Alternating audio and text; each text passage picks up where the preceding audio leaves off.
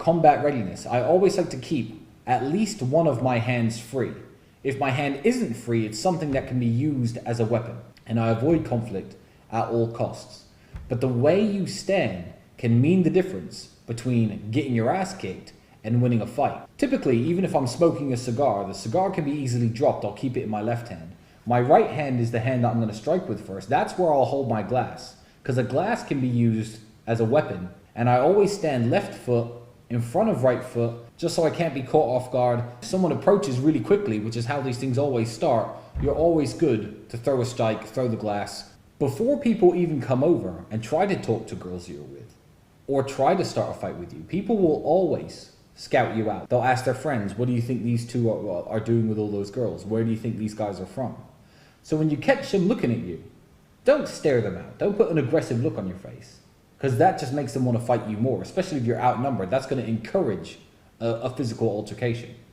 So you don't sit there looking angry at them, and what you absolutely don't do is when they catch you looking at them, look away instantly.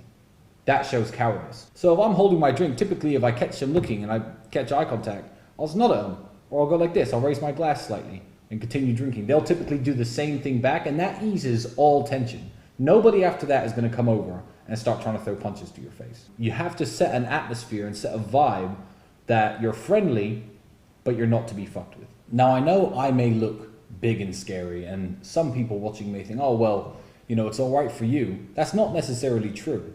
Now, that reminds me of a clip I saw. 10 to 15 guys ran into a bar. I think they were trying to rob the place, and he was standing at the bar. He wasn't a very big guy or necessarily scary looking guy, but he stood there with one of his hands on his glass and the other hand completely free. And as each person rushed by him and rushed up to him, he glanced at them slightly, but he didn't look down at the floor. He didn't stare at him with fear, and he didn't sit there with an angry look on his face. They all glanced at him, and nobody started on him. He must have conveyed some of the tips I've been talking to you about. Now, why does nobody start on this guy? He doesn't panic, he doesn't flee, he doesn't run. That portrays somebody who can handle themselves, certainly. His hands are free, he's calm, he's confident, and he's looking at what's going on around him. 10 to 15 individuals, they were not confident men. Nobody who wants to go and rob somebody or attack somebody has to bring 10 to 15 of their friends if they're not cowards. It's like splitting up a pack of sheep. The herd on its own can look intimidating coming towards you, but when you get one on their own, they're absolutely terrified, and that's exactly how this guy handled the situation. He looked at each one of them as a one-on-one situation. When they brushed past him, none of those people wanted to fight him. And that's the way the real world is. But all it takes is the tiniest of little steps and the tiniest of little details to deter physical confrontation and to stay out of conflict.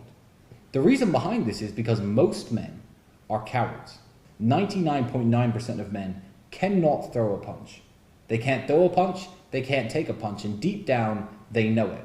That's why tiny little details can completely avoid conflict. Me and Andrew have had 200 times where somebody has wanted to hit me or Andrew, and it could have spiraled into a physical altercation had I been in the wrong company or had I displayed the wrong body language.